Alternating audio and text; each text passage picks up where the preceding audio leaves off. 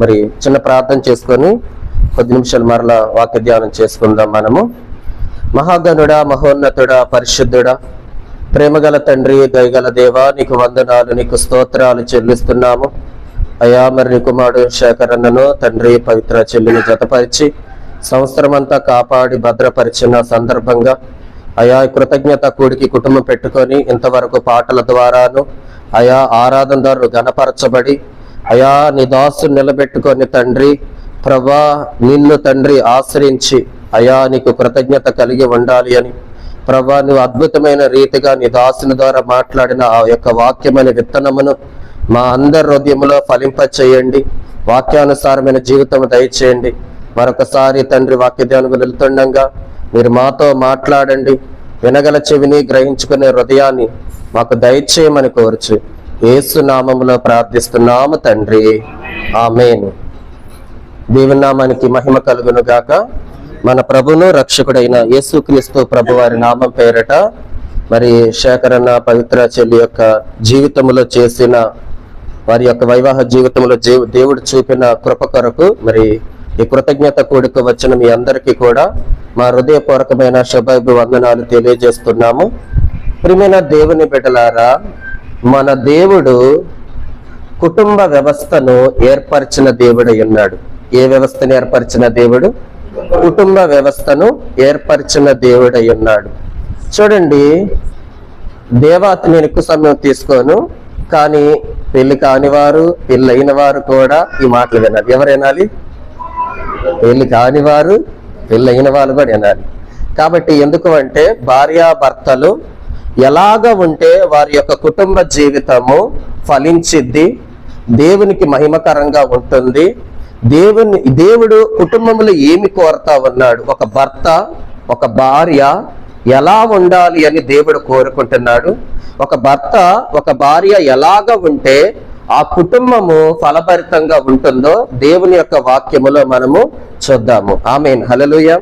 ప్రియమైన దేవుని బిడ్డలారా, దేవుడు ఒక్కడే ఉన్నప్పుడు దేవుడు ఏం చేశాడు అంటే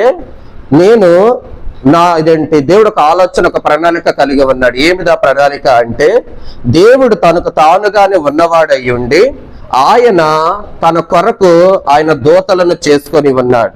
దూతలు చేయబడిన తర్వాత దేవుడు ఏం చేశాడు అంటే ఈ యొక్క సమస్త సృష్టిని కూడా దేవుడు నోటి మాటతో కలగజేసి ఈ యొక్క సృష్టిలోని ఈ భూమిని ప్రత్యేకపరిచి ఇప్పుడు భూమి మీద తన స్వరూపమందు, బైబిల్ సెలవిస్తుంది ఏమని అంటే మన స్వరూపమందు మన పోలిక చొప్పున నరులను చేయుదము అన్నాడు. తర్వాత ఏమంటాడు?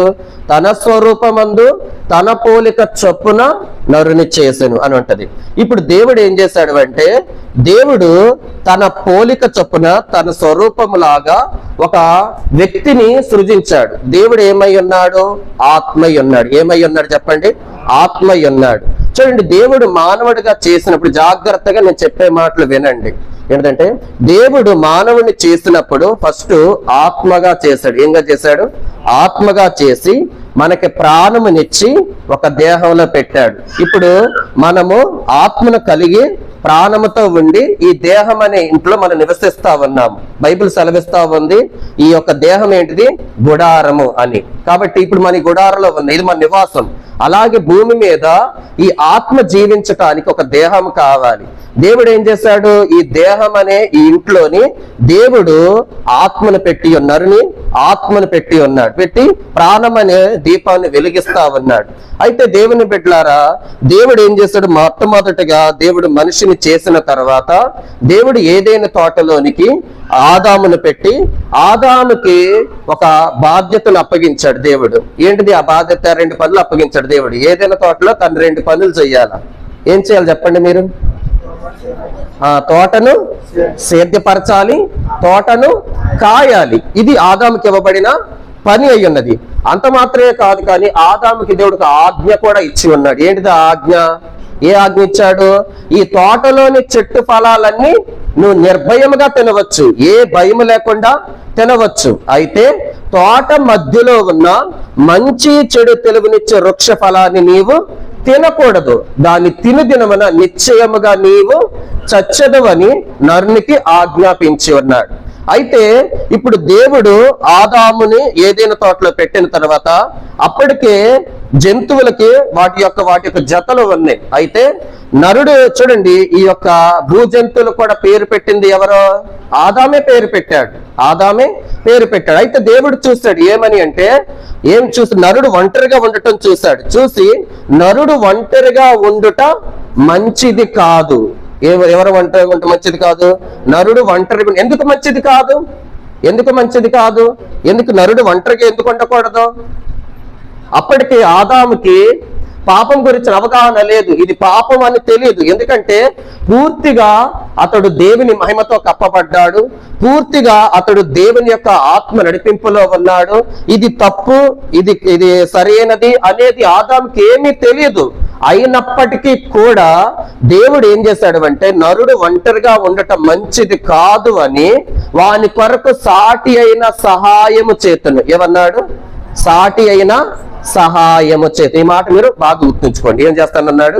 సాటి అయిన సహాయము చేస్తున్నా అనుకొని ఇప్పుడు దేవుడు ఏం చేస్తాడంటే, ఆదాము పూర్తిగా దేవుని మహిమలో ఉన్నాడు, దేవుని ఆత్మతో నడిపించబడతా ఉన్నాడు. ఆదాముకి దేవుడు గాఢ నిద్ర కలగజేశాడు. ఏం కలగజేశాడు? గాఢ నిద్ర కలగజేసి ఆదాము యొక్క పక్కటెముకలో నుండి ఒక ఎముకను తీసి ఆ చోట మాంసంతో కూర్చి ఏం చేశాడంటే, ఆ తీయబడిన ఎముకతోటి దేవుడు ఏం చేశాడు? స్త్రీని నిర్మించాడు. స్త్రీని నిర్మించిన తర్వాత ఆదాము దగ్గరికి తీసుకొని వచ్చిన తర్వాత ఇప్పుడు ఆదాము గారు ఒక మంచి కవిత్వాన్ని వదిలాడు. ఏమని? నా ఎముకలో ఎముక, నా మాంసములో మాంసమా, ఇది నరుని నుండి తీయబడినది కనుక నారి అనబడను. ఇప్పుడు మీకు ఒక ప్రశ్న ఏంటంటే, ఆదాము గారిని పక్కటెముకను తీసి అవ్వను చేస్తున్నప్పుడు ఆదాము ఎక్కడున్నాడు? గాఢ నిద్రలో ఉన్నాడు. గాఢ నిద్రలో ఉన్న ఆదాముకి నా ఎముకలో నుండి తీయబడిందని, నా మాంసములో నుండి చెయ్యబడిందని, నా నుండి తీయబడిందని ఎలా తెలిసింది? మీరు చెప్పండి. ఇప్పుడు ఎవరైనా ఆపరేషన్ చేసేటప్పుడు డాక్టర్ గారు ఏమిస్తారు? మొత్తం ఇంజక్షన్ ఇస్తారు. ఎందుకు? అది బాధ తెలియకూడదు, ఆ మత్తులో ఉండాలి అని. ఇప్పుడు అదే జరిగింది. ఆదాముకి గాఢ నిద్ర కలగజేసిన తర్వాత ఆదాముతో దగ్గర తీసుకొచ్చినప్పుడు అసలు చూసి అసలు ఈ వ్యక్తి ఎవరు? ఏదైనా తోటలు ఇప్పటిదాకా నేను చూడలేదే, నేను అన్ని జంతువులు చూశాను, అన్నిటిని చూశాను, కానీ ఈమె నాలాగే ఉంది, ఈమె ఎవరు అని ప్రశ్నించాల. కానీ ఆదాము ఏమంటున్నాడు? నా ఎముకలో ఎముక, నా మాంసములో మాంసము, ఇది నరుని నుండి తీయబడింది కనుక నారి అనబడును అన్నాడు. అర్థమైంది కదా? ఇప్పుడు ఆదాము ఎలా తెలుసుకోగలిగాడు చెప్పండి మీరు? ఎలా తెలుసుకోగలిగాడు? ఆత్మ ద్వారా. ఎలా తెలుసుకోగలిగాడు? ఆత్మ ద్వారా. శరీరానికే కేవలము ఏంటిది చెప్పండి? శరీరానికే ఈ మత్తు, కానీ ఆత్మ ఏం చేస్తుంది? అన్ని చూడగలుగుతుంది. ఎందుకంటే ఆదాము అవ్వలు ఏదైనా తోటలో ఉన్నప్పుడు వారు ఆ యొక్క ఆజ్ఞను అతిక్రమించక ముందు దేవుని మహిమతో కప్పబడ్డారు, దేవుని మహిమలో ఉన్నారు. వారికి శరీరమును గురించిన ఏది కూడా తెలియదు. అంటే శరీరం యొక్క ఇచ్చ, శరీరం యొక్క కోరికలు, శరీరం పని చేయటం అనేది తెలియదు. పూర్తిగా వారు దేవుని చేత నడిపించబడతా ఉన్నారు. జాగ్రత్తగా వినండి. ఇప్పుడు ఏం జరిగిందంటే, వీరిద్దరు ఏదైనా తోటలో ఉన్నప్పుడు ఏం జరిగింది? ఒకానొక సమయమున ఈ యొక్క అవ్వ దగ్గరికి ఎవరు వచ్చారు చెప్పండి? సర్పం వచ్చింది. ఎవరు వచ్చారు? సర్పం అంటే ఎవరు? సాతాను వచ్చేసేసి కుటుంబ వ్యవస్థను బాగా గుర్తుపెట్టుకోండి ఈ మాటలు. ఏంటంటే ఇప్పుడు సాతాను వచ్చేసి ఏమంటున్నాడు అంటే, ఆదికాండంలో మనం చదువు, ఆదికాండం 3వ అధ్యాయము 1వ వచనం నుండి చదువుదాము.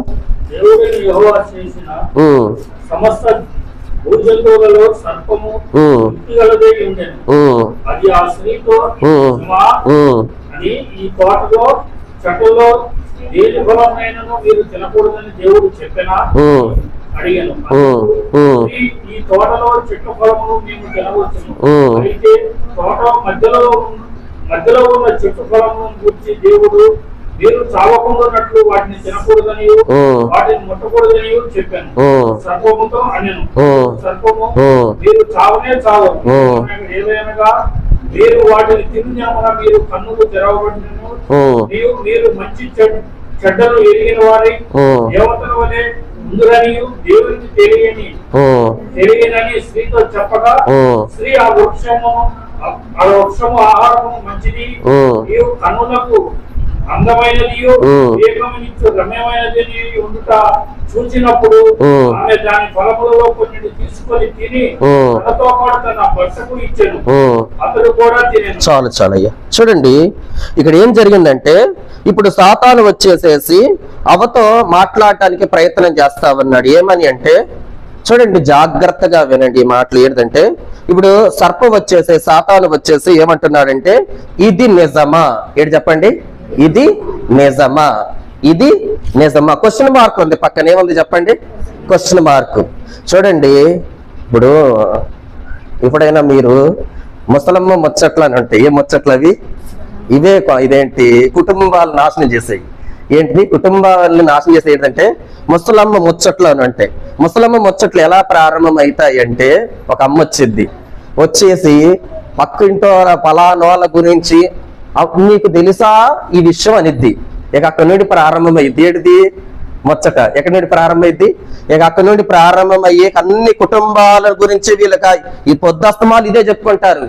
ఆ సమయం అంతా కూడా ఏమైందంటే, మళ్ళీ ఆ సమయంలోని ఏవైనా పనులైనా కానీ పక్కకు పెట్టేసేసేసి అసలు పనులే గుర్తుకు రా వాళ్ళకి. ఇక ఆ ముచ్చట్లో పడిన తర్వాత ఎట్లా ఉంటది అంటే, ఇక అదే ప్రపంచం అన్నట్లుగా ఉంటారు. అమ్మ ఒక్క మాట పోయినా ఏం జరిగింది ఏం జరిగింది లేదు ఎందుకు చెబుతూనే వస్తారు. ఇక్కడ చూడండి ఏమంటున్నారంటే, ఈ సర్పం వచ్చేసేసి ఇది నిజమా? దేవుడు ఈ చెట్టు ఫలములో దేనినైనా తినకూడదని మీతో చెప్పానా? ఏమంటున్నాడు? అవ్వని ప్రశ్నిస్తా ఉన్నాడు, అవ్వని అడుగుతా ఉన్నాడు. అవ్వని మనసులోకి దూరాలి ఇప్పుడు. ఏమని అంటే, ఇది నిజమా అవ్వ? ఈ చెట్టు ఫలములో దేనినైనా తినకూడదని దేవుడు మీతో చెప్పాడా అన్నప్పుడు అవ్వగారు ఏమన్నారు అంటే, అయ్యా ఈ చెట్టు ఫలాలన్నీ మేము నిర్భయముగా తినవచ్చు, అయితే తోట మధ్యలో ఉన్న మంచి చెడు తెలివినిచ్చు వృక్ష ఫలాన్ని తినకూడదు, దాన్ని తింటే మేము చస్తాము అని దేవుడు వాటి తినవద్దు, ముట్టనే ముట్టవద్దు అన్నాడు. ఇప్పుడు అవ్వేమంటుంది? ఆ సర్పము చెప్పిన మాటలకి అవ్వేం చేస్తా ఉంది? తన మాట కలుపుతా ఉంది. ఏం చేస్తుంది చెప్పండి? తన మాటను కలుపుతా ఉంది. ఇప్పుడు తన మాటను ఎప్పుడైతే కలిపిందో ఏం జరిగింది? సాతానుకు ఒక అవకాశం దొరికింది. ఏం దొరికింది చెప్పండి? అపవాదికి ఒక అవకాశము దొరికింది. ఎందుకు అంటే, ఆ యొక్క అపవాది మాట్లాడుతా ఉన్నప్పుడు, ఆ సర్పం మాట్లాడుతా ఉన్నప్పుడు అవ్వ అక్కడి నుండి వెళ్ళిపోవట్లేదు, తన మాటకి ప్రత్యుత్తరం ఇస్తా ఉంది. ఈ తోటలోని చెట్టు ఫలాలు మీరు తినొచ్చు, అయితే తోట మధ్యలో ఉన్న మంచి చెడు తెలివినిచ్చే వృక్ష ఫలాన్ని మీరు తినకూడదు, మేము తినకూడదు అని చెప్పి దేవుడు చెప్పాడు అన్నప్పుడు, అప్పుడు అవ్వ యొక్క మనసులోనికి సాతాను తన మాటలు ఎలాగ ప్రవేశింపజేస్తున్నాడు చూడండి. అందుకని స్త్రీ బలహీనమైన, అది మీరే చెప్పారు, దేవుని స్తోత్రం. ఇది చెప్పండి, స్త్రీ బలహీనమైన ఘటము. అందుకని చాలా జాగ్రత్త. ఎందుకంటే స్త్రీలు ఏంటి ఉన్నంత వీక్ గా పురుషులు ఉండరు. కాబట్టి ఇక్కడ జరిగిన విషయం ఏంటంటే, అవ్వ బలహీనమైన స్థితిని చూసి అవ్వను ఏం చేస్తున్నాడంటే, ఇప్పుడు సాతాను యొక్క ప్రణాళిక ఏంటిదంటే, వారిని పూర్తిగా దేవుని మహిమల నుండి బయటికి తీసుకొని రావాలి, వారు ఆజ్ఞను అతిక్రమించేటట్లుగా చేయాలి, వారిని ఆత్మలో నుండి, ఆత్మ పరిధిలో నుండి శరీర పరిధిలోనికి తీసుకొని రావటం కొరకు సాతాను ఒక అబద్ధాన్ని సృష్టిస్తా ఉన్నాడు. ఏం సృష్టిస్తున్నాడు? ఒక అబద్ధాన్ని తయారు చేస్తా ఉన్నాడు. చూడండి, అబద్ధము అంటే ఏంటిది అంటే, సహజ సిద్ధంగా అబద్ధం అంటే ఏంటి చెప్పండి మీరు? ఈ లోక సంబంధంగా అబద్ధం అంటే ఏంటి మీరు చెప్పండి? అబద్ధం అంటే కాని మాట మాట్లాడటం. పలానోళ్ళు చూడు ఏంటంటే ఆ జరగపోయినది జరిగిందని చెప్తున్నారు. నిజంగా అబద్ధం అంటే ఏంటిదంటే, దేవునిలో నుండి వేరు చేయబడింది, దేవుని కానిది. ఇది చెప్పండి, దేవుని వలే కనపడేది అబద్ధం. మస్ట్ ఎగ్జాంపుల్, మంచి ఉదాహరణ మీకు చెప్పాలి అంటే, ఇప్పుడు మనం అంతా ఎవరిని ఆరాధిస్తా ఉన్నాము? క్రీస్తుని. ఎవరిని ఆరాధిస్తాం చెప్పండి? క్రీస్తుని. రేపు ఎగ్జాక్ట్ గా సాతాను క్రీస్తు లాంటి వాడిని ఒకటి తీసుకొని వస్తాడు. ఎవరు వాడు?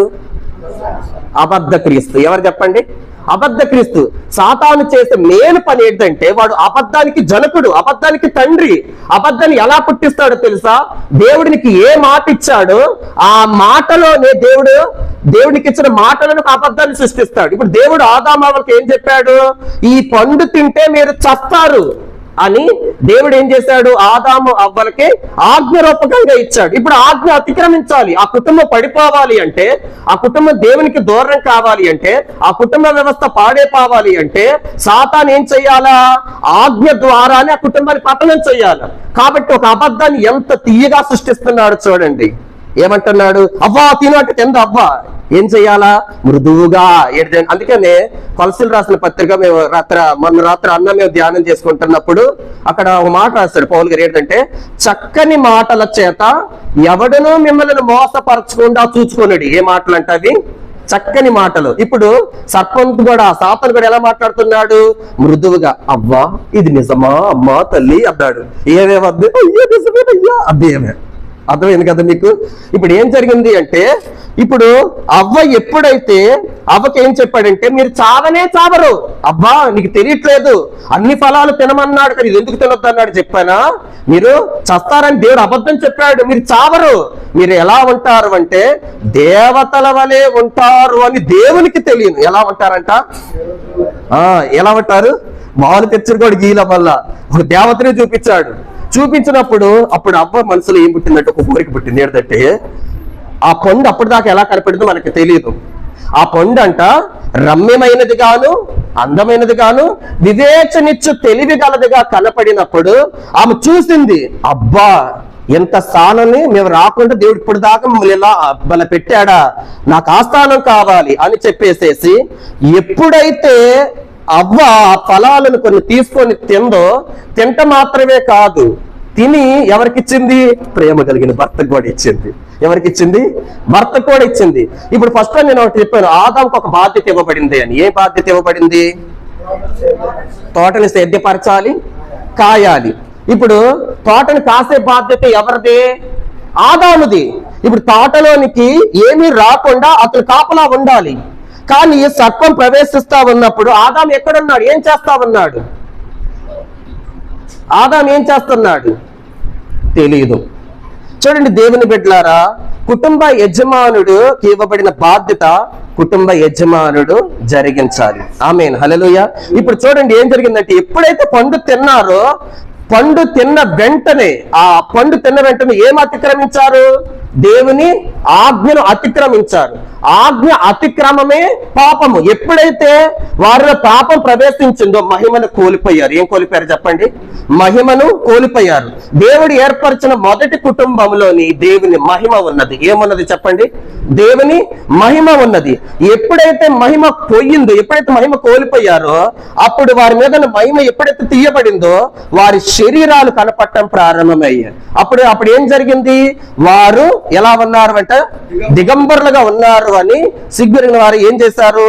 వెళ్ళేసి ఆ చెట్టు చాటును చాక్కొని అంజురు పాకులు కచ్చడములుగా చేసుకున్నారు. ప్రతిరోజు చల్లపోట దేవుడు మాట్లాడుతా ఉన్నాడు.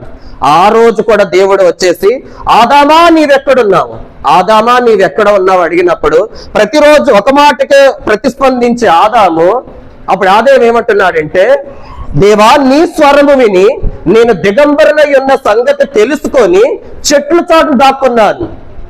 అప్పుడు దేవుడు అడిగాడు, నీవు దిగంబరవని నీకు తెలిపిన వాడు ఎవడు? నీ దిగంబరత్వం నీకు ఎలా తెలిసింది? నేను నీ దిగంబరత్వాన్ని తెలియకుండా నా మహిమతో నిన్ను కప్పాను కదా, నా మహిమని నీకు వస్త్రంగా ఇచ్చాను కదా, శరీరమున గురించిన ఆ కోరిక, శరీరం సంబంధమైనవి నీకు రానికుండా నా ఆత్మను మహిమగా నీకు ఇచ్చాను కదా, నీ దిగంబరత్వం నీకు ఎలా తెలిసింది? నేను తినవద్దన్న పండు తిన్నావా? నేను చెప్పిన మాటను మీరావా? అడిగి దేవుడిని అడిగినప్పుడు ఫస్ట్ లో మన ఆదాము గారు ఒక కవిత్వం వదిలారు. ఏం వదిలారు? ఎవరిని చూసి వదిలారు? భార్యని చూసి, అవ్వని చూసి ఒక కవిత్వం వదిలారు. ఏమని అంటే, నా ఎముకలో ఎముక, నా మాంసములో మాంసమా, ఇది నరు నుండి తీయబడిన గనక నారీ అనబడిన అని కవిత్వం వదిలిన ఆదాము గారి ఎప్పుడైతే దేవుని మహిమ పోయిందో, ఆత్మ పరిధిలో నుండి శరీర పరిధిలోకి వచ్చేసాడో, ఇప్పుడు భార్యను చూసి ఏమంటున్నాడు అంటే, ఇప్పుడు ఏం జరుగుతా ఉంది? ఆదామును చూసి ఏమన్నాడు? ఇదిగో నీవు నాకిచ్చిన, ఆ భార్య కాదు, ఏంటిది? ఈ స్త్రీ. ఎవరట? ఈ స్త్రీ, నీవు నాకు ఇచ్చిన ఈ స్త్రీ. మరి ఇంతకుముందు ఏమన్నావు ఆదాము గారు? నా ఎముకలో ఎముక, నా మాంసంలో మాంసం అన్నావు కదా, మరి ఇప్పుడేంటి వేరు చేసి మాట్లాడుతా ఉన్నావు? మహిమ పోయింది. శరీరం ఎప్పుడైతే చూడండి కుటుంబ వ్యవస్థలోనికి ఎప్పుడైతే దేవుని మహిమ పోయిందో ఏం జరిగిందంటే శరీరముతోటి భార్యను చూడటం ప్రారంభించినప్పుడు శరీరంతో ఎప్పుడైతే చూడటం ప్రారంభించాడు ఏమైనది అంటే వేరు చేసి మాట్లాడుతా ఉన్నాడు. ఏమని? ఈ స్త్రీ నా భార్య కాదు. ఏంటి చెప్పండి? ఈ స్త్రీ, నువ్వు నాకు ఇచ్చిన ఈ స్త్రీ వల్లే ఇదంతా జరిగింది. ఎవరి వల్ల జరిగింది? నువ్వేం అమాయకుడివి, నీకేమీ తెలియదు, నోట్లో ఏళ్ళు పెట్టినా ద్వారకైనా రాక వాయమ్మ, నువ్వేం అమాయకుడు వాయ. అసలు బాధ్యత ఎవరికి ఇవ్వబడింది? తోటని కాసే బాధ్యత ఆదాముకే ఇవ్వబడింది. ఆదాముకే ఇవ్వబడింది ఆ బాధ్యత. కానీ ఆదాము ఏం చేస్తా ఉన్నాడు? అవ్వ మీద నేరం మోపుతా ఉన్నాడు. ఈ నేరం మోపే స్వభావం ఎప్పటి నుండి వచ్చింది? ఎప్పుడైతే దేవుని ఆజ్ఞను మీరారో ఆదాము ఏం చేస్తున్నాడు? అవ్వ మీద. అవ్వ ఏం చేసింది? అవ్వ తక్కువదంటే అవ్వ ఏం చేసింది? సర్పం మీద నేరం మోపింది. ఇలా ఏం జరిగిందంటే దేవుడు ఏర్పరిచిన మొదటి కుటుంబ వ్యవస్థ అనేది పాడైపోయింది. దేవుడు ఆ కుటుంబాన్ని మహిమలో కట్టాలనుకున్నాడు. ఆ కుటుంబాన్ని దేవుడు మహిమలో తింటే ఫలింప చేయాలనుకున్నాడు. కానీ దేవుని మహిమ నుండి ఆ కుటుంబం వేరైపోయింది. ఇప్పుడు దేవుడు ఏం కోరుకుంటున్నాడు? ఒక భర్తగా ఒక భార్యగా దేవుడు ఎలాగుంటే మరలా ఆ మహిమలో మనం కట్టబడతాము. దేవుని మహిమలో వారి కుటుంబం కట్టబడాలంటే ఏం చెయ్యాలి? కొన్ని విషయాలు చూసి త్వరగా ముగిచ్చేసుకుందాము. ఎఫెసీయులకు రాసిన పత్రిక 6వ అధ్యాయము 5వ అధ్యాయము 22వ వచనం చదువుదాము.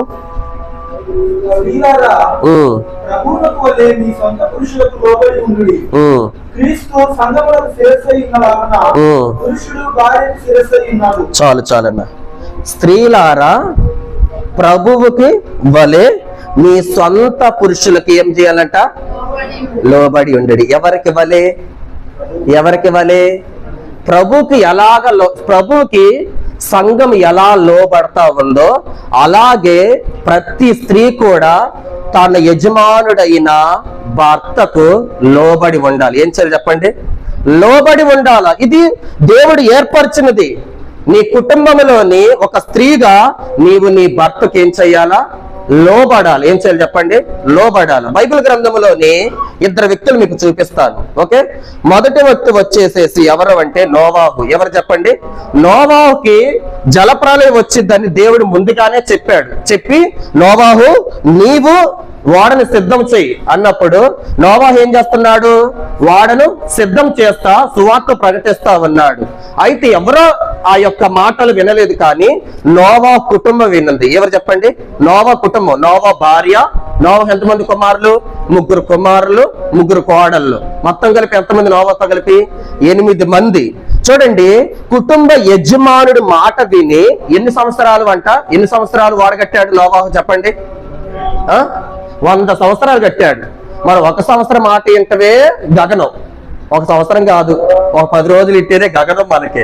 కానీ 100 సంవత్సరాలు భర్త చెప్పిన మాట విన్నది ఎవరో?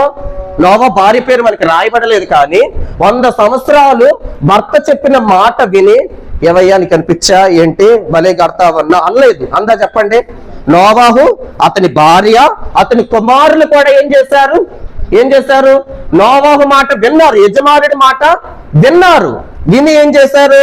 నోవాహు మాటకి విధేయత చూపారు.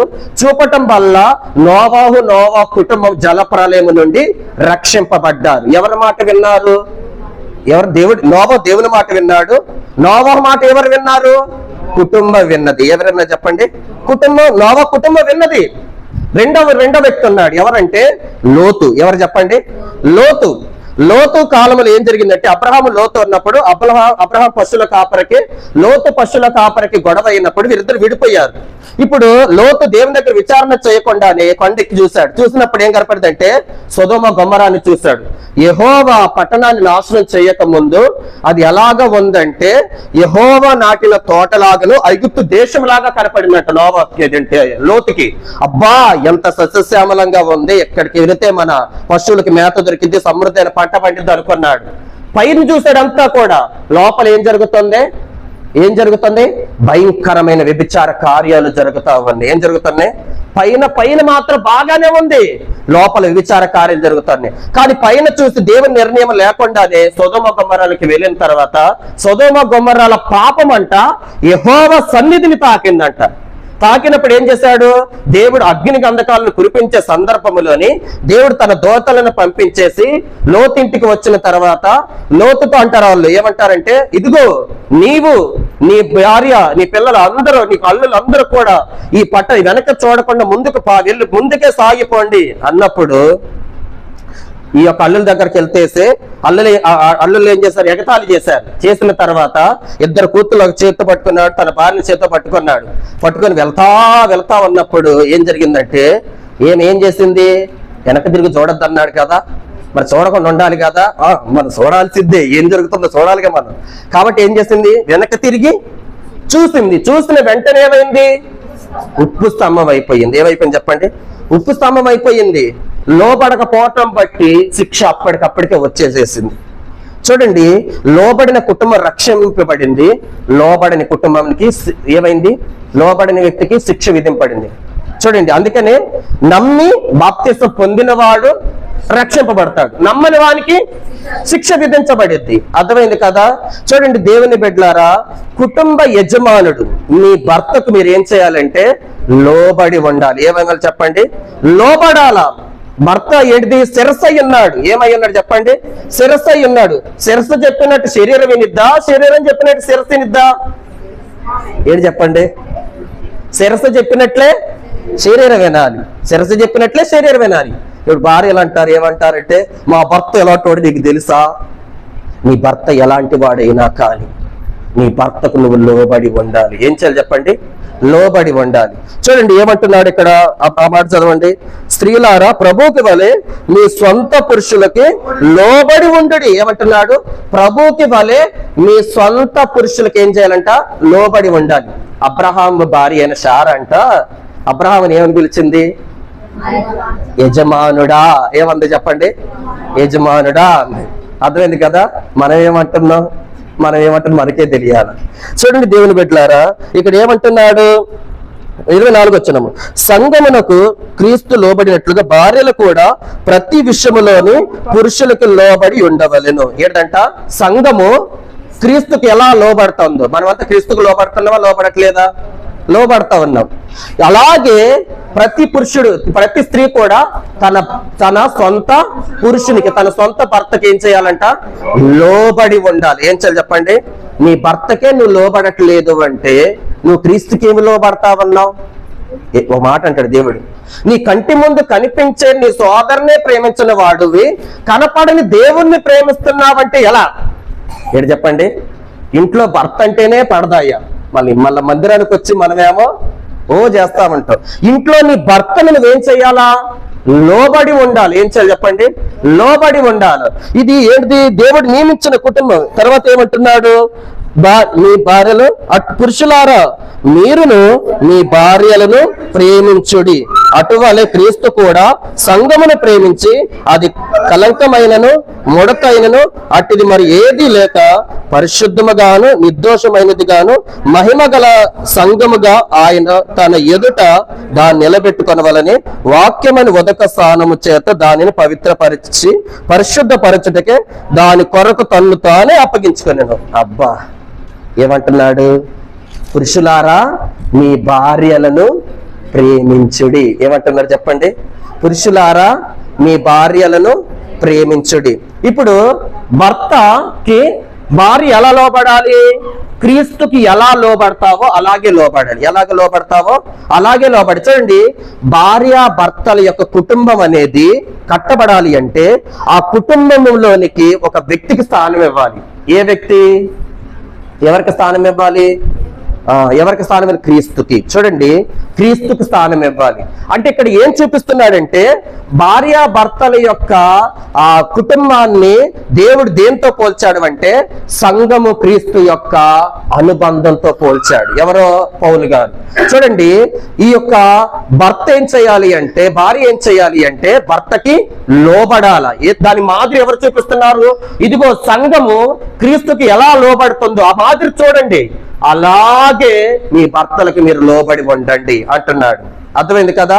ఇప్పుడు క్రీస్తు సంఘాన్ని ఎలా ప్రేమించాడో అలాగే ఏం చేయాలి అంట, భర్త తన భార్యను ప్రేమించాలి. ఏం చేయాలి చెప్పండి? భర్త తన భార్యను ప్రేమించాలి. భర్త తన భార్యను ఏం చేయాలా? ప్రేమించాలి. చూడండి దేవుని బిడ్డలారా, ఒక కుటుంబాన్ని కాదనుకొని, ఒక కుటుంబాన్ని విడిచిపెట్టేసేసి నువ్వే సర్వం అనుకొని నీతో వస్తున్న ఆమెకి నువ్వేం చేయాలంటే, చూడండి స్త్రీలకు ఏం కావాలి అంటే, నేను మా సంఘాలు కూడా చెప్పాను ఈ వాక్యం. ఏది ఏం కావాలి? స్త్రీలు ఏం కోరుకుంటారు? ఏం కోరుకుంటారంటే ప్రేమ. ఏం కోరుకుంటారు చెప్పండి? ప్రేమ. ఏం కావాలి వాళ్ళకి? ప్రేమ కావాలి. ప్రేమ కరువైంది అనుకోండి, ఏమవుద్దో చెప్పానా? కుటుంబంలోనికి భర్త నుండి భార్య కోరుకునేది ఏంటంటే ప్రేమ. ఏం కోరుకునేది చెప్పండి? ప్రేమ. ఇప్పుడు పౌలు గారు అది కూడా అంటున్నారు, భర్తలారా మీ భార్యలను ప్రేమించుడి. అది నీ ప్రేమ కాదు, నీ ప్రేమతో ప్రేమించబోకు. మరి ఏ ప్రేమతో ప్రేమించాలి? ఏ ప్రేమతో ప్రేమించాలి? దేవుని ప్రేమతో ప్రేమించాలి. మన ప్రేమ అనుకో కొంతకాలమే ఉంటుంది. ఎంతకాలం ఉంటుంది? కొంతకాలమే ఉంటుంది, కొన్ని సందర్భాల్లోనే ఉంటుంది. కానీ క్రీస్తు చూపిన ప్రేమ ఎటువంటి ప్రేమ అంటే అది శాశ్వతమైన ప్రేమ. ఆమేన్, హల్లెలూయా. దేవుని నామానికి మహిమ కలుగును గాక. ప్రియమైన దేవుని బిడ్డలారా, కుటుంబంలోని ఏం చేయాలి అంటే భర్త భార్యను ప్రేమించాలి, భార్య భర్తకి లోబడి ఉండాలి. ఇలా ఉండటము వాక్యానుసారమైన కుటుంబం అయి ఉన్నది. ఆమేన్, హల్లెలూయా. చూడండి దేవుని బిడ్డలారా, భర్త ఏం చేయాలి? తన భార్యను ప్రేమించాలి. ఏం చేయాలి చెప్పండి? ప్రేమించాలి. కుటుంబ వ్యవస్థలోని ఇది చాలా ప్రాముఖ్యమైన విషయం. నీ ఇంటికి వచ్చిన ఆమెను ఏం చేయాలంటే, నువ్వే సర్వమని వచ్చిన ఆమెను నువ్వు ప్రేమించబద్ధుడువై ఉన్నావు. ఏమై ఉన్నావు చెప్పండి? ప్రేమించబద్ధుడువై ఉన్నావు. చూడండి, దానికి బెస్ట్ ఎగ్జాంపుల్ ఎవరంటే, ఉదాహరణ ఎవరంటే మన ప్రభువైన యేసుక్రీస్తు వారే. ఆయన సంఘం అనే వధువు కొరకు తన ప్రాణాన్ని అర్పించాడు. ఏం చేశాడు చెప్పండి? తను తాను అప్పగించేసేస్తున్నాడు. అది ప్రేమ అంటే. అర్థమైంది కదా మీకు? ఇప్పుడు ఏం జరిగింది అంటే, భర్త ఏం చేయాలా? భార్యను ప్రేమించాలి. ఏం చేయాలి చెప్పండి? భార్యను ప్రేమించాలి. భార్య ఏం చేయాలి? భర్తకి లోబడి ఉండాలి. ఇలా ఉంటే కుటుంబం ఏమైందంటే, కుటుంబ జీవితము మహిమకరంగా ఉంటుంది. ఎలా ఉంటుంది చెప్పండి? మహిమకరంగా ఉంటుంది. చూడండి దేవుని బిడ్డలారా, కుటుంబం మహిమకరంగా ఉండాలి అంటే మన యొక్క దేవుడు వాక్యములో చెప్పిన విధులను మనము గైకొనాలి. ఏం చేయాలి చెప్పండి? గైకొనాలి. సంఘాన్ని మాదిరిగా తీసుకోవాలి, క్రీస్తుని మాదిరిగా తీసుకోవాలి. తీసుకొని భర్త ఏం చేయాలంటే, తాను శిరస్సై ఉన్నాడు కాబట్టి శిరస్సై ఉన్న క్రీస్తు సంఘాన్ని ఎలాగ ప్రేమించాడో తనతో పాటు తన దేహంలోని ఒక భాగముగా ఉండటానికి మీరిద్దరు ఏమై ఉన్నారు చెప్పండి? ఏక శరీరమై ఉన్నారు. భర్త భార్య వేరు కాదు, వారిద్దరు ఏక శరీరమై ఉన్నారు. కాబట్టి నీతో జీవితాన్ని పంచుకోవటానికి వచ్చిన జీవిత భాగస్వామినికి నువ్వేం చేయాలి అంటే, నువ్వు ప్రేమించాలి. ఏం చేయాలి చెప్పండి? ప్రేమించాలి. నీ కుటుంబాన్ని, తన కుటుంబాన్ని కాదనుకొని నీ కుటుంబానికి వచ్చిన ఆమెను ఏం చేయాలి? నువ్వు ప్రేమించాలి. నువ్వు ప్రేమించాలి. చూడండి, రేపు పరలోక దేన్ని బట్టి వచ్చిందంటే ఒకటే ఏది చెప్పండి? విశ్వాసము, నిరీక్షణ, ప్రేమ. ఈ మూడూ నిలుచును. ఏది దాంట్లో? ఏది శ్రేష్టమైనది? ప్రేమయే అన్నాడు. ఏమన్నాడు చెప్పండి? ప్రేమయే. దేవుడు మన నుండి కోరుకుంటుంది ఏంటిది? ప్రేమ. ఏం కోరుకుంటుంది చెప్పండి? ప్రేమే కోరుతా ఉన్నాడు. కాబట్టి ఏం చేయాలి అంటే, ప్రేమను పంచిపెట్టాలి. ప్రేమను పంచిపెట్టడంలోని యజమానుడిగా నువ్వు క్రీస్తును కనపరచాలి. కుటుంబంలో ఎవరిని కనపరచాలి చెప్పండి? క్రీస్తును కనపరచాలి. క్రీస్తును కనపరచాలి అంటే మనం క్రీస్తు చెప్పినట్లు నడవాలి. ఎలా నడవాలి? క్రీస్తు చెప్పినట్లు కుటుంబ యజమానుడు నడవాలి. అర్థమైంది కదా? కుటుంబ యజమానుడు క్రీస్తుని మాదిరిగా తీసుకొని క్రీస్తు ఏమి చెబుతున్నాడు అంటే, వాక్యం ఏమి చెబుతుందో దాని ప్రకారం నడవాలి. ఆమేన్, హల్లెలూయా. దేవుని నామానికి మహిమ కలుగును గాక. చూడండి దేవుని బిడ్డలారా, మనకి మాదిరి ఎవరు అంటే క్రీస్తే. ఎవరు చెప్పండి? క్రీస్తే. భార్య భర్తల మధ్యలోని ఎవరు ఉండాలి అంటే క్రీస్తుని మాదిరిగా పెట్టుకోవాలి. మరి ఎవరిని పెట్టుకోవద్దు? క్రీస్తానికి మాదిరి. నీ భర్తను చూసినప్పుడు నువ్వు ఎవరిలో నుండి చూడాలి? క్రీస్తులో నుండి చూడాలి. ఎవరిలో నుండి చూడాలి? క్రీస్తులో నుండి చూడాలి. సో ఈ శరీరం చూస్తే ఎవరికి ఆదాం అవ్వల్లాగా ఏవైద్ది నిందలు మోపుకోవటం, ఒకరి మీద ఒక నేరస్థాపన చేసుకోవటం, ఈ సనుగుళ్ళు గొనుగుళ్ళు ఇవన్నీ అవ్వట్టే శరీరం పనిచేస్తుంటే. కానీ నువ్వు ఎప్పుడైతే క్రీస్తులో నుండి నీ భర్తను చూస్తావో ఏమైద్ది అంటే, నా భర్త నాకు శిరస్సు అయి ఉన్నాడు, నా భర్త చెప్పినట్లు నేను లోబడాల, నా భర్త చెప్పినట్లు నేను విధేయత చూపాల. దేవుని నామానికి మహిమ కలుగును గాక.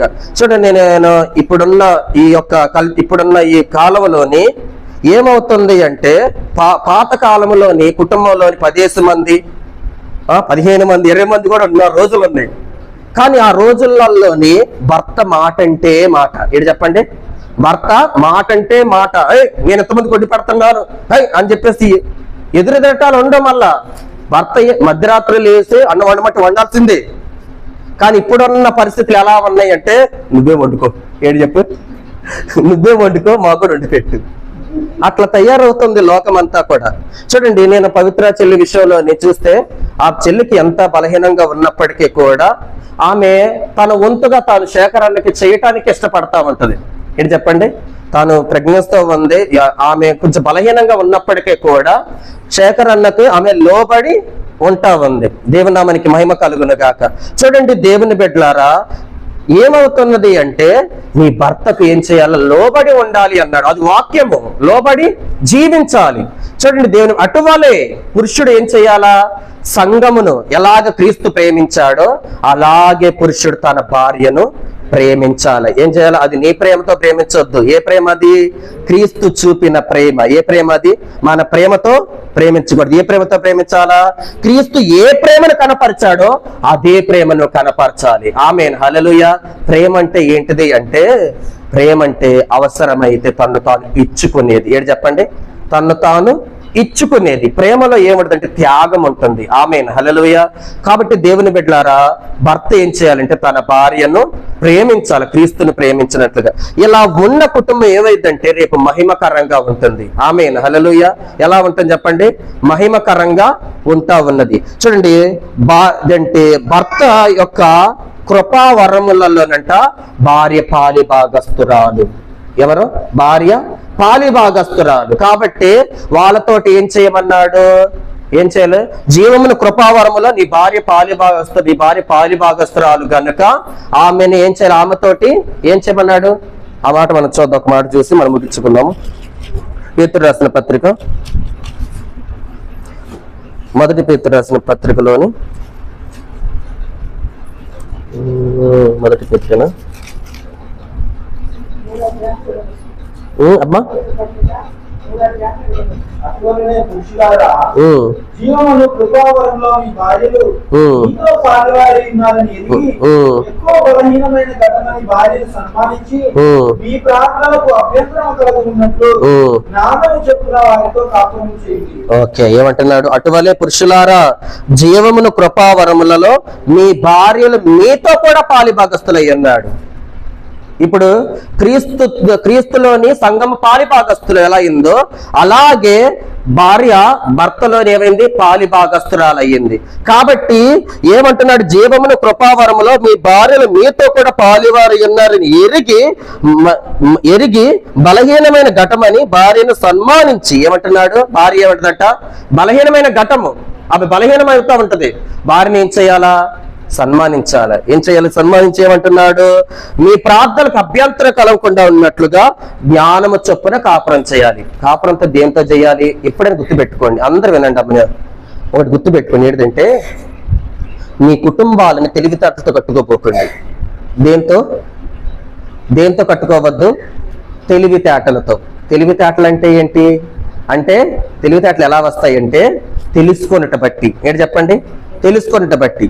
దేంతో కట్టుకోవాలి, జ్ఞానము. దేంతో కట్టుకోవాలి, జ్ఞానం ఎలా వచ్చింది, అనుగ్రహింపబడాలి. ఏం చేయాలి చెప్పండి, అనుగ్రహింపబడాలి. చూడండి, ఈ రోజుల కుటుంబాలను దేంతో కట్టుకుంటున్నారంటే తెలివితేటలతోటి. ఏంటి చెప్పండి, తెలివితేటల కుటుంబ వ్యవస్థని పట్టుకుంటే కుటుంబ వ్యవస్థ ఏమైంది, నిలబడలేదు. అది ఎలా ఉంటుందంటే ఇసుక మీద కట్టబడిన ఇల్లును పోలినట్లుగా ఉంటుంది. కానీ కుటుంబాన్ని ఎలా కట్టుకోవాలంటే జ్ఞానంతో కట్టుకోవాలి. జ్ఞానం ఎవరి దగ్గర నుండి వచ్చింది? దేవుని దగ్గర నుండి వచ్చింది. ఎవరి నుండి వచ్చింది చెప్పండి? దేవుని దగ్గర నుండి వచ్చింది.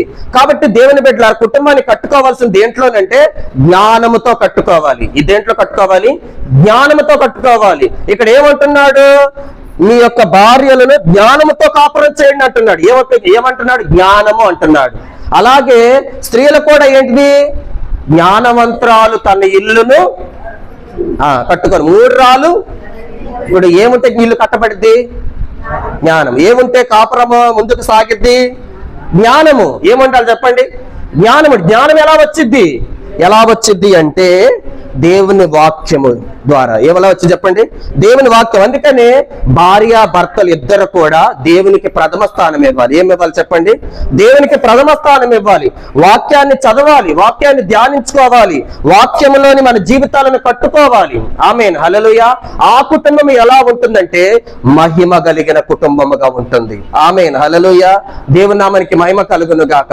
పౌలు గారు అంటా ఉన్నారు, ఏమంటున్నారంటే, ఇదిగో భార్యలారా భర్తలారా మీకు మాదిరి ఎవరంటే సంఘము క్రీస్తే. ఎవరు చెప్పండి? సంఘము క్రీస్తే. కాబట్టి స్త్రీలు ఎవరిని చూడాలి? మాదిరిగా సంఘాన్ని చూడాలి. ఎవరిని చూడాలి? సంఘమును. స్త్రీదేంటి? పురుషులు ఎవరిని చూడాలి? క్రీస్తుని. కుటుంబంలోని స్త్రీ సంఘాన్ని చూపించే మాదిరికరమైన జీవితం జీవించాలి. కుటుంబంలోని పురుషుడు క్రీస్తును చూపించే మాదిరికరమైన జీవితం జీవించాలి. ఆమేన్, హల్లెలూయా. ఆ కుటుంబం ఎలా ఉంటుంది అంటే, మనం కేవలం అందరూ బైబిల్ తెరవండి. ఆ కుటుంబం ఎలా ఉంటుందో మీకు చూపిస్తాను. 128వ కీర్తన అందరూ తీసినట్లయితే అందరూ చదువుదాము. చదివి మనం ముగించేసుకుందాం. 120 అందరూ తీయాలి. 128వ కీర్తన అందరూ చదువుదాము. అందరు తీశారమ్మా? ఓకే, అందరూ తీశారు కదా? చూడండి జాగ్రత్తగా.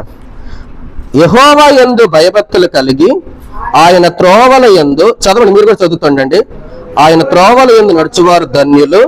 నిశ్చయముగా నీవు నీ చేతుల కష్టాజితో అనుభవించదువు. నీవు ధన్యుడవు, నీకు మేలు కలుగును. నీ లోగిట నీ భార్య ఫలించు ద్రాక్షవల్లి వలె ఉండును. నీ భోజన బల్ల చుట్టూ నీ పిల్లలు ఒలీవ మొక్కల వలె ఉందురు. యెహోవా యందు భయభక్తులు గలవాడు ఈలాగు ఆశీర్వదింపబడును. సియోనులో నుండి యెహోవా నిన్ను ఆశీర్వదించును. నీ జీవిత కాలం అంతయు యెరూషలేమునకు క్షేమం కలుగట చూచెదవు. నీ పిల్లలను చూచెదవు. ఇశ్రాయేలుల మీద సమాధానం ఉండును గాక. ఆమేన్. ఎలా ఉంటుంది కుటుంబం? అర్థమైంది కదా? అది అలా ఉంటుంది కుటుంబం. ఎంత ధన్యకరమైన మాటలో చూడండి. ఇప్పుడు మన కుటుంబాన్ని దేంట్లో కట్టుకోవాలి చెప్పండి? దేంట్లో కట్టుకోవాలి మన కుటుంబాలని? దేంట్లో కట్టుకోవాలి మన కుటుంబాన్ని? క్రీస్తు. దీని మీద క్రీస్తు అనే బండ పైన మన కుటుంబాలు కట్టబడాలి. ఆమేన్, హల్లెలూయా. మీ కుటుంబంలోని మీరు మాదిరి చూపించవలసింది ఏంటంటే సంఘము క్రీస్తు యొక్క మాదిరి కుటుంబంలో కనపడాలి. ఆమేన్. ఏం కనపడాలి చెప్పండి? సంఘము క్రీస్తు యొక్క మాదిరి కుటుంబంలో కనపడాలి. కుటుంబము జ్ఞానముతో కట్టబడాలి. ఆమేన్, హల్లెలూయా. నీవు ప్రతి విషయములో కూడా నీ భర్తను క్రీస్తుకి మాదిరిగా చూసుకోవాలి. ప్రతి విషయంలో కూడా నీ భార్యను సంఘం వలె నువ్వు ప్రేమించాలి. ఆమేన్, హల్లెలూయా. ఎలా ఉంటే కుటుంబం ఏమిటో తెలుసా? మహిమకరంగా ఉంటుంది. ఎలా ఉంటుంది చెప్పండి? మహిమకరంగా ఉంటుంది. కాబట్టి దేవుని బిడ్డలారా, మనం అందరం కూడా మన కుటుంబాలను ఇలా కట్టుకోవాలి. ఎలాగా? ఇప్పుడు చెప్పినట్లుగా ఆ మాదిరి చొప్పున మనం కట్టుకుంటే ప్రభు రాకడ కొరకు మన కుటుంబాన్ని మనం సిద్ధపరచుకోగలుగుతాం. ఆమేన్, హల్లెలూయా. దేవుని నామానికి మహిమ కలుగును గాక. కాబట్టి వాక్యమైన దేవుని బిడ్డలారా, ఒకటే మీరు చేయవలసింది ఏంటిది అంటే మాదిరిగా క్రీస్తుని తీసుకోండి. ఎవరిని తీసుకోండి? క్రీస్తుని, సంఘమును తీసుకోండి. ఆమేన్, హల్లెలూయా. భర్త చూడండి, క్రీస్తు ఎలాగ ప్రేమించాడో అలాగే నువ్వు నీ భార్యని ప్రేమించాలి. సంఘం ఎలా లోబడతా ఉందో క్రీస్తుకి, అలాగే నువ్వు నీ భర్తకి లోబడాలి. ఇది ధర్మం, ఇది దేవుడు వాక్యము. దీని నుండి ఒకటి కలపకూడదు, ఒకటి తీసేయకూడదు. మనకి మాదిరి ఎవరంటే క్రీస్తే. ఎవరు చెప్పండి? క్రీస్తే ఉండాలి మనకి మాదిరిగా. అలా ఉంటే మన కుటుంబాలు ఫలిస్తాయి. ఆమేన్, హల్లెలూయా. కాబట్టి మనం అందరం కూడా ప్రార్థన చేసుకుందాము. అందరూ కూడా మోకరించినట్లయితే. వాక్యం విన్న దేవుని బిడ్డలారా, ఒకసారి మన కుటుంబాలు ఎలా ఉన్నాయి? మన కుటుంబము మరి క్రీస్తు అనే బండపైన మన కుటుంబాలను కట్టుకోగలుగుతున్నామా? మన కుటుంబంలోని మరి క్రీస్తు సంఘం యొక్క మాదిరి మనం చూపించగలుగుతున్నామా? సంఘము క్రీస్తుకి ఎలా లోబడతా ఉన్నదో నీవు ప్రతి విషయంలో నీ భర్తకు లోబడుతున్నావా లేదా ఒకసారి నిన్ను పరీక్షించుకో. సంఘాన్ని క్రీస్తు ఎంతగా ప్రేమించాడో ఆయన తన ప్రాణాన్నే పెట్టాడు సంఘము కొరకు. నీవు ఎంత ప్రేమిస్తున్నావు? నీతో ఏక శరీరంగా ఉండటానికి వచ్చిన నీ భార్యను నువ్వు ఎంతగా ప్రేమిస్తూ ఉన్నావు? ఆ ప్రేమను నువ్వు క్రీస్తు కనపరచగలుగుతున్నావా లేదా? ఒకసారి మనం ఎక్కడ సరి చేసుకోవాలో, ఎక్కడ సరిదిద్దుకోవాలో, ఎక్కడ మనం పడిపోతా ఉన్నామో, ఎక్కడ మనం దేవునికి దూరం అయిపోతా ఉన్నామో, ఎక్కడ దేవుని కాదనుకొని మనం వెళ్ళిపోతా ఉన్నామో, ఎక్కడికి దేవునికి స్థానం ఇవ్వకుండా మన సొంత తెలివితేటలతో మన కుటుంబాన్ని కట్టుకోవాలనుకుంటున్నామో దాన్ని బట్టే ఈరోజు అనేక కుటుంబాలలోని మరి పతనమైపోతున్న స్థితులు, అనేక కుటుంబాలలో అలజడలు చెలరేగుతా ఉన్నాయి. కానీ నీ కుటుంబాన్ని నువ్వు క్రీస్తు అనే బండపైన కట్టుకోగలిగినట్లయితే నీ కుటుంబం ఫలించిద్ది. అందరూ కూడా హృదయపూర్వకంగా ప్రార్థన చేసుకోండి. ఎక్కడ సరి చేసుకోవాలి అక్కడ సరి చేసుకుందాము, ఎక్కడ సరిదిద్దుకోవాలి అక్కడ సరిదిద్దుకుందాము. ఈ కుటుంబ వ్యవస్థను దేవుడు అనాది కాలము నుండే ప్రారంభించి ఉన్నాడు. వివాహమును అన్ని విషయములలో దేవుడు ఘనంగా ఎంచి ఉన్నాడు. ఈ ఘనమైన వివాహములోని దేవుడు కుటుంబ వ్యవస్థను ఏర్పరిచిన దేవుడై ఉన్నాడు. ఈరోజు కుటుంబముగా మనమంతా క్రీస్తులోని కట్టబడి సంఘముగా ఏర్పడి ఆయన రాకడ కొరకు సిద్ధపడాలనేది ఆయన ముఖ్య ఉద్దేశమై ఉన్నది. చూడండి దేవుని బిడ్డలారా, క్రీస్తు సంఘము కొరకు తన సర్వాన్నే ధారపోశాడు. సంఘము క్రీస్తుకు లోబడి ఉంటుంది. అలాగే మనము కూడా ప్రతి విషయంలో క్రీస్తుని సంఘాన్ని మాదిరిగా తీసుకోవాలి. ఈరోజు దేవుని వాక్యమైన దేవుని కుమారుడా, దేవుని కుమార్తె, నీ భర్తగా నీ బాధ్యత నీవు నీ భార్యను ప్రేమించాలి. క్రీస్తు చూపిన ప్రేమ నీ భార్య విషయంలో, నీ పిల్లల విషయంలో, నీ కుటుంబ విషయంలో నువ్వు చూపించాలి. అలాగే స్త్రీ సంఘమును మాదిరిగా తీసుకొని క్రీస్తుకు ఎలాగ లోబడుతుందో అలాగే సంఘము కూడా, అలాగే స్త్రీ కూడా తన భర్తకి లోబడి ఉండాలా. ఇది వాక్యానుసారము. కాబట్టి దేవుని బిడ్డలారా, ఇక నుంచి అయినా సరే మన కుటుంబంలోని ఈ మాదిరికరంగా మన కుటుంబాలను కట్టుకుందాము. ఈ మాదిరికరంగా మన కుటుంబాలను క్రీస్తు అనే బండపైన మనము ఏర్పరచుకుందాము. ప్రార్థన చేసుకుందాము. మహాగణుడా, మహోన్నతుడా, పరిశుద్ధుడా, ప్రేమగల తండ్రి, దయగల దేవా, నీకు వందనాలు, స్తోత్రాలయ్యా.